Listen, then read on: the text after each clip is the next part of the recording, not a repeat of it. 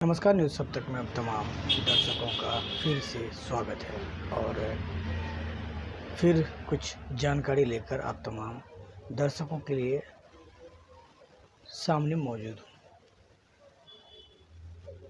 लगातार जो चर्चाएं हो रही है ESIR के नाम पर यूपी में, बंगाल में, दूसरे राज्यों में, लेकिन एक बड़ी जानकारी निकल कर आ रही है। सबसे बड़ी जानकारी कि बंगाल की वर्तमान चीफ मिनिस्टर, मुख्यमंत्री ममता बनर्जी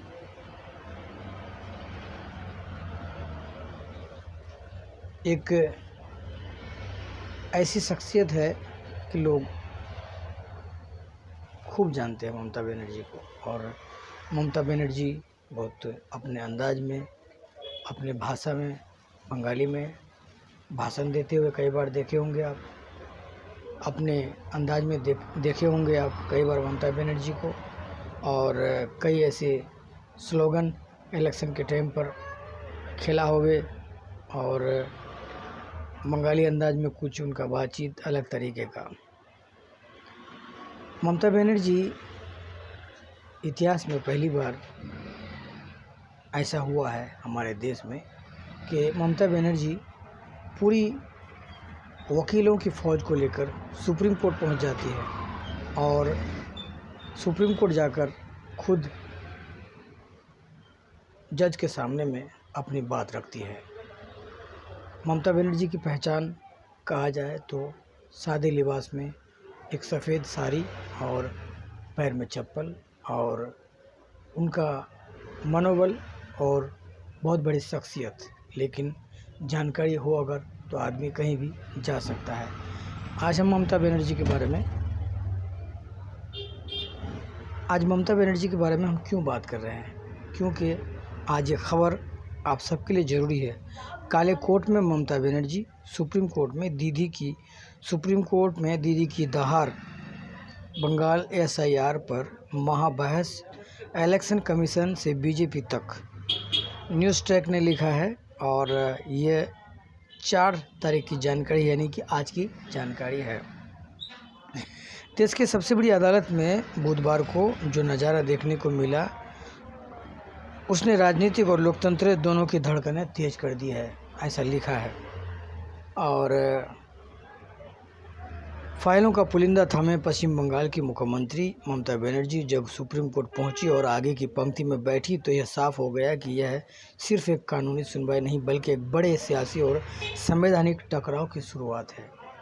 जैसा मैंने आपको कहा कि आत्मशक्ति और बल और धैर्य अगर हो तो कोई भी बड़ा से बड़ा संकट अगर आ जाए तो टल जाता है, उसे टला सकते हैं। लेकिन आत्मसम्मान और उनके अंदर में जो साहस है, जो शक्ति है, जो बहादुरी है, जो जज्बा है, वो आपको समझना होगा। मैं आपको पढ़ के सुनाता हूँ कि ममता मतदाता सूची के विशेष गहन संशोधन यानी SIR को लेकर चल रहा विवाद अब खुलकर सुप्रीम कोर्ट के केंद्र में आ गया है। और वहीं आज की सुनवाई ख़त्म करते हुए अदालत ने मामले की सुनवाई 9 फरवरी को तय कर दी है। और कोर्ट में ममता ने चुनाव आयोग पर लगाए गंभीर आरोप। सुनवाई के दौरान ममता बनर्जी ने खुद अपनी बात रखी। उन्होंने अदालत के सामने चुनाव आयोग पर सीधा हमला बोला। उन्होंने आरोप लगाया कि आयोग को तमाम तथ्य बताए गए लेकिन उन्हें सुना ही नहीं गया।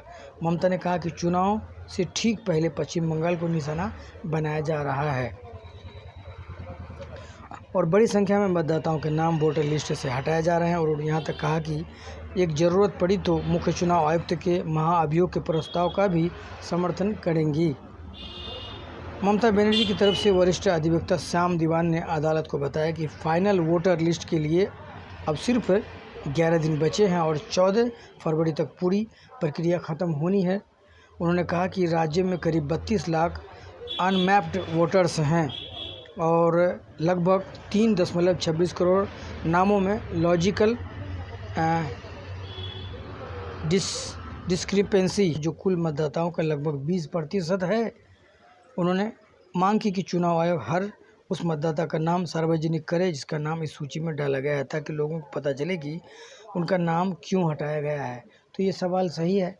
और इससे पहले हमने कई बार ऐसे वीडियो इस पर बात की और तमाम लोग कर भी रहे हैं कि अगर, जैसा मैंने इससे पहले भी कहा था कि एक वोट के दौरान हमने देखा कि एक महिला वोट डालने जाती है और उनको ये कहा जाता है कि आप के आने से पहले आपके वोट डल चुके हैं।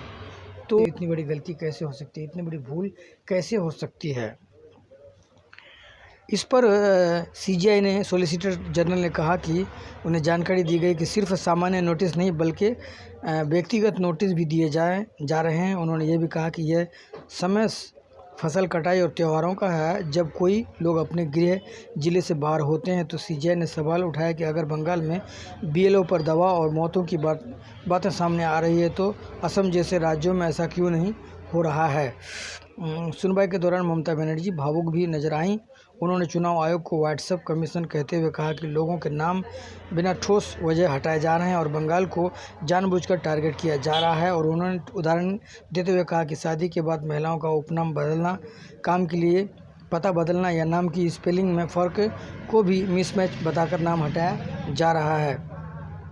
सुनवाई के अंत में सीजीआई ने संकेत दिया कि अदालत जरूरत पड़ी तो समय बढ़ाने का निर्देश दे सकती है। चुनाव आयोग को सोमवार तक जवाब दाखिल करने को कहा गया है, जबकि पश्चिम बंगाल सरकार को उपलब्ध क्लास 2 अधिकारियों की सूची पेश करने का निर्देश दिया गया है। कोर्ट से निकलते हुए ममता बनर्जी ने एक बार फिर कहा, कृपया लोकतंत्र को बचाइए। पूरे देश की निगाहें सोमवार की सुनवाई पर टिकी है, जो इस विवाद की दिशा तय कर सकती है। तो ये जानकारी है और अब तारीख के लिए इंतज़ार करना होगा कि अगली तारीख का कि क्या कुछ होता है। लेकिन पहली बार ये चीज़ें जो हम सब देख रहे हैं, जो पत्रकार लोग देख रहे हैं कि ऐसा कुछ हो रहा है, ये पहली बार हो रहा है। तो इसलिए जाते जाते आपसे एक अपील है कि आप हमारे वीडियो को दूसरों को शेयर ज़रूर कर दें ताकि उन तक जानकारी भी पहुँचे। वीडियो किसी तरह का हो, कैसा भी हो वीडियो, उसमें कोई शिकायतें हो या नहीं हो या जो भी हो, जिस तरह से हो, टूटी फूटी भाषा में हो, लेकिन जानकारी देना ज़रूरी हो जाता है। और अगली वीडियो में हम खास जानकारी देने वाले हैं आपको। तब तक के लिए नमस्कार।